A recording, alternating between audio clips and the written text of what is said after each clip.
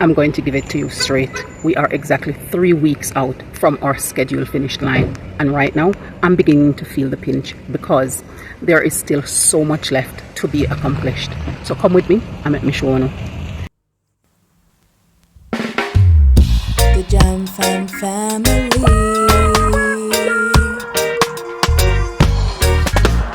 Jam Fam, come hang with me. Yeah. Hello, wagwan, pick up yourself, whether you're there yard or you're there abroad. Welcome back to another episode of Life with the Jam Fams. Now, we've been at this construction project for a while now, and right now things are moving incredibly swiftly. So much has changed since we've started on this phase. However, we still have a bit left to accomplish from all the tradesmen that are on site. And they say the final 10% of a project takes 90% of the time. And right now, that statistics feels horribly accurate. Now, the build up at the front, which is the veranda, the columns, the lintels, the beltings, and the decking, has taken a massive chunk of our schedule. It's highly technical work, and therefore, if a column is even a few millimeters out, the structural integrity is compromised. It's the kind of craftsmanship that simply cannot be rushed. It demands its due respect of time and process. But because we poured so much time into getting the bones right, the clock has been ticking down in the background. With 21 days left, the to-do list looks less like a sprint and more like Mount Everest. We still have walls to cut, windows to fit, electrical work to finish, and tiling and plumbing to complete. And then we still need to do the painting and the professional cleaning. Looking at it mathematically, having 5 different tradesmen overlapping in a tight space is a logistical nightmare. I'm starting to ask myself how realistic this deadline actually is. Honestly, I'm slowly beginning to accept that we might not hit it. We were hit hard for the initial part of this process when we were doing the downstairs with all of that massive delay. And we were then hit with the widespread cement shortage earlier in the program as well. So this absolutely compounded the issue for us, and it has knocked us back by weeks.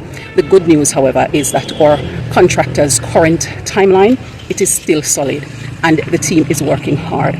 But those earlier setbacks left a scar on our timeline. So what's the strategic move forwards? We're being strictly pragmatic. We're meticulously scheduling the tradesmen on site day by day, trying to maximize their efficiency to aim for the deadline, whilst simultaneously adjusting our plans for the very real eventuality that we might finish late. So today, I'm taking you through the different areas so that you can see exactly what has happened and what we have left that we need to do. So come along with me. I was waiting for so long for this front window to go in, and it did, and I can't even celebrate it because we have water in the place letting loose, so we need to figure out and fix. But with Yah in the vessel, we'll manage to fix it. We'll figure it out. Between these very capable builders and plumbers, we'll get to a solution.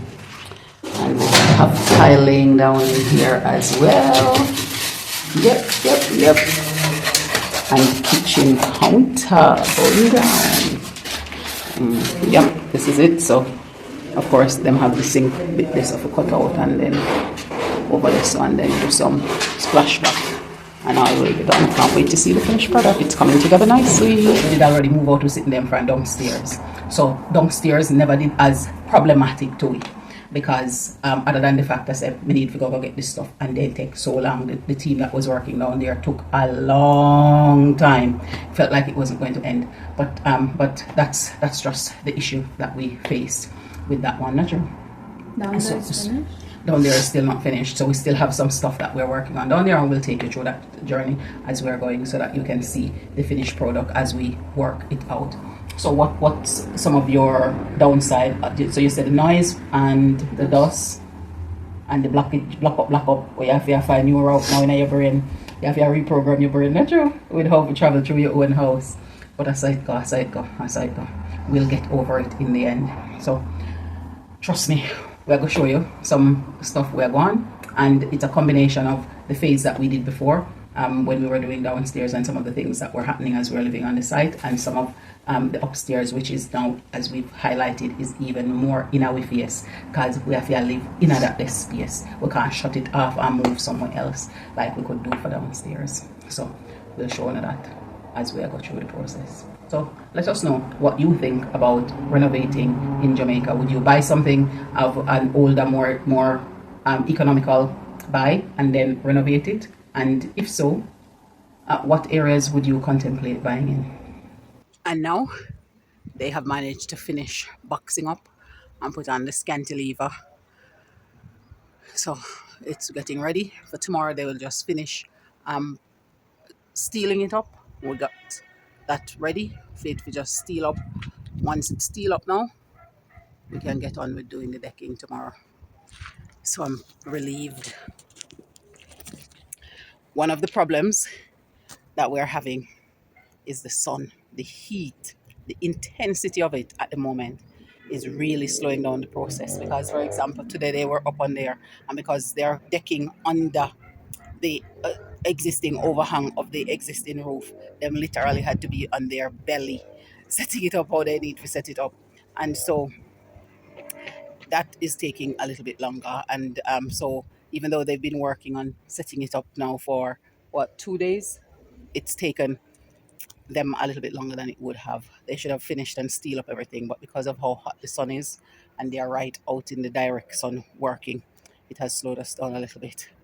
But hopefully tomorrow we will be able to clear this bit off and get back to doing some of the stuff we need to do, like the rough cast and rendering of this section what couldn't be done before the decking get put up, or cutting down some of the walls that we need to cut out, so that when we do cut it out, the place can be secure. For example, some of the doors we need to cut out, and then getting it ready to put in some of the windows that we need to put in as well. So I'm looking forward to seeing how it moves on from here, and I'm still being optimistic with the deadline, and I'm being pragmatic at the same time, knowing that the realism is necessary to see that chances are we might not make the full completion, but we're still plodding ahead with that aim in mind.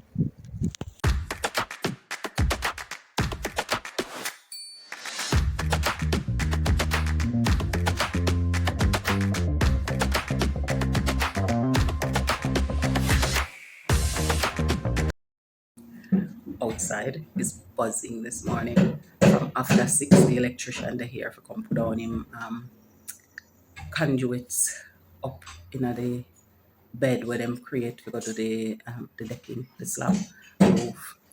And today is the big day when they're going to be doing the mortar to do it. So wow, we'll put them out there. It's hiving food, I go cook. Me see meat and other ground provisions on site, carry and pots and everything. And everybody is just mulling around trying to get it all done because them gone over by a day because of the extenuating circumstances of the excessive heat that they've been experiencing up there. And so now it's like all hands on deck to get it done. And that is just awesome feeling. Yay, yay, yay!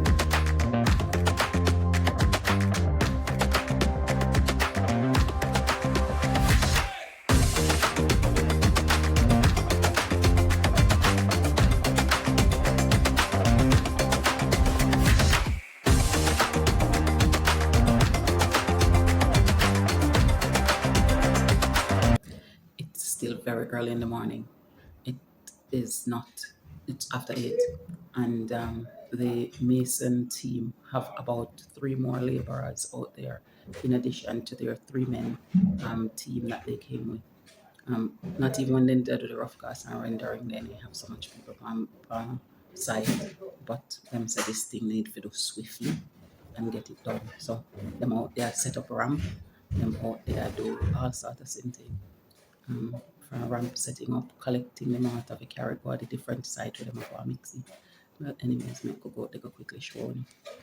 Ramp set up, hammer pot on site. Next ramp here, so coconut on site. Mangoes, chicken, like it's happening. Them have additional jump on side. The mortar go mix up there so that them can set it up and them will try to put up scaffolding and everything. So and the electrician seems to have done most of his and people up there on steel, tie up steel and finish off. So it's a busy morning.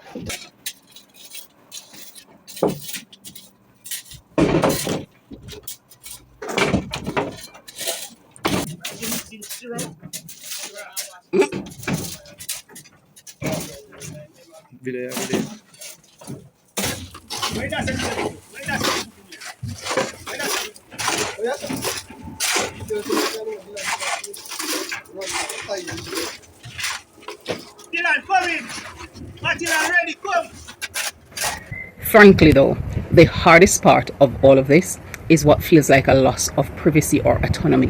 When you live on a site, your home isn't your castle anymore. It's a public square. You can't just walk outside in your baggy house clothes or your head tie without making eye contact with three different masons laying blocks, flashing walls or mixing mortar, or with a plumber or an electrician hauling their pipe or their implements for their trade that they're going to be performing at that moment in time.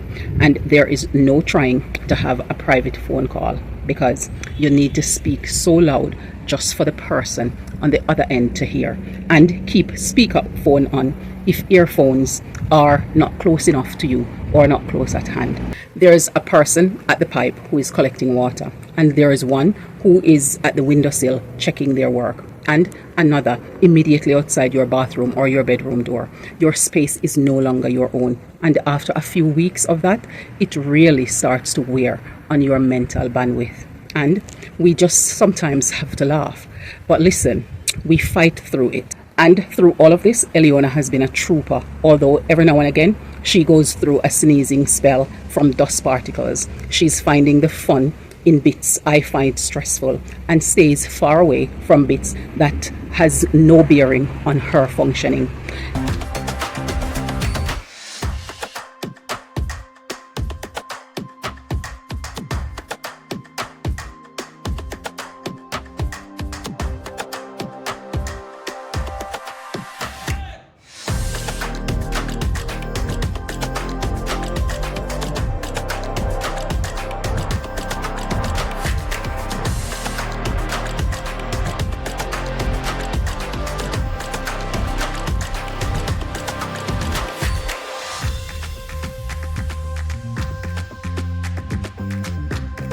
The debris is now over there, and this bit is cast off, so it's ready for tiling too.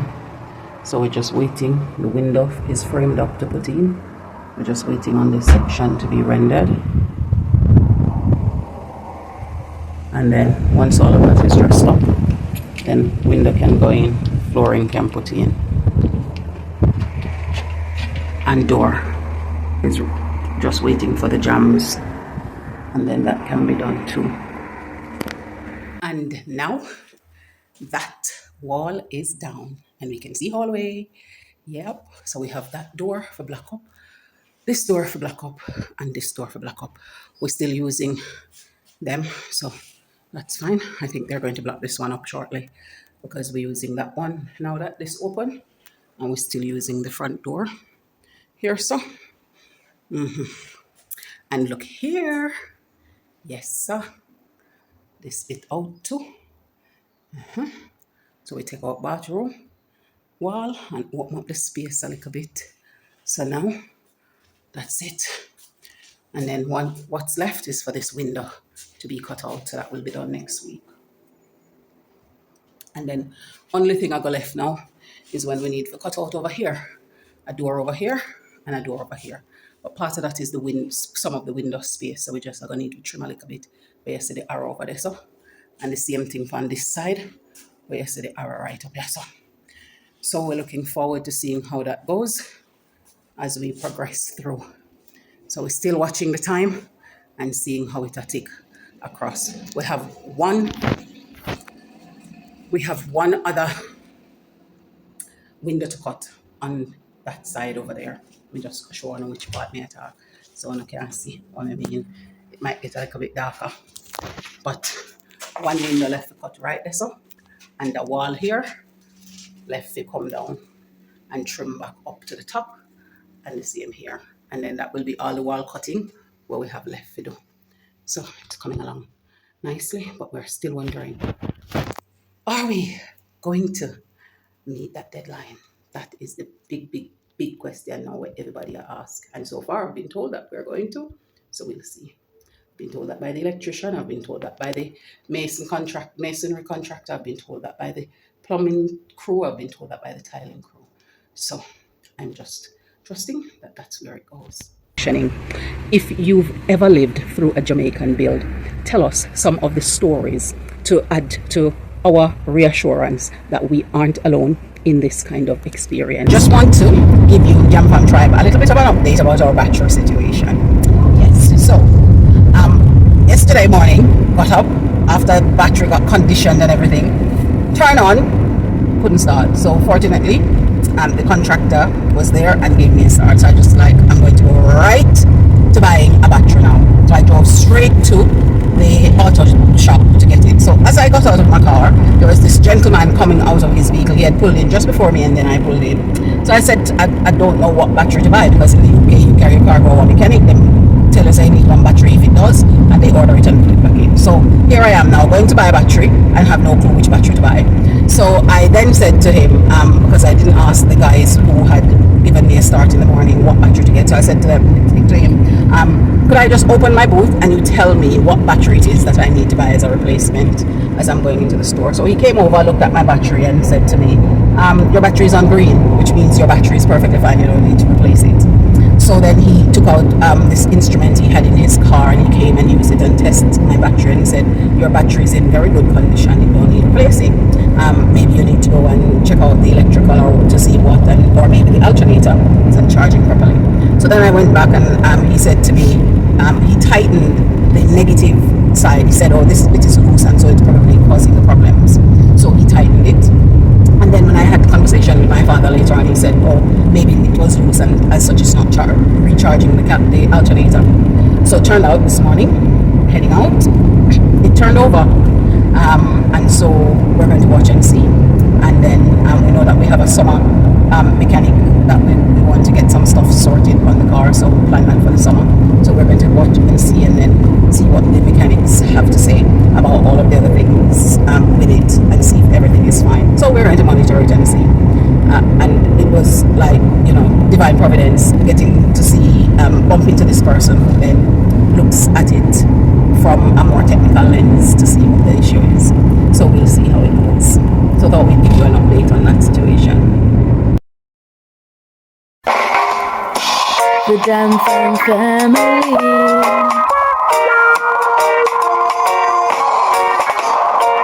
Where I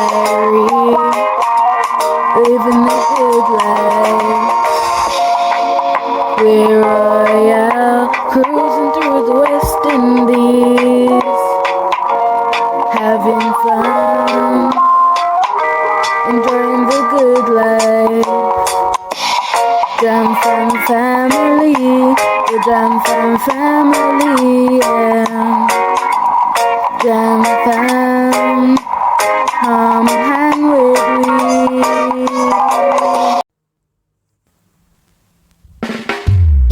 The Jam Fam family.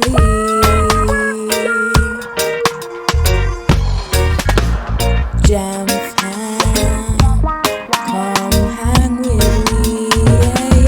Yeah. Thank you so much for staying with us here on this another episode of Life with the Jam Fams. We want to say bye for now. Do take care, and we look forward to seeing you in the next one. And until then, remember, walk good.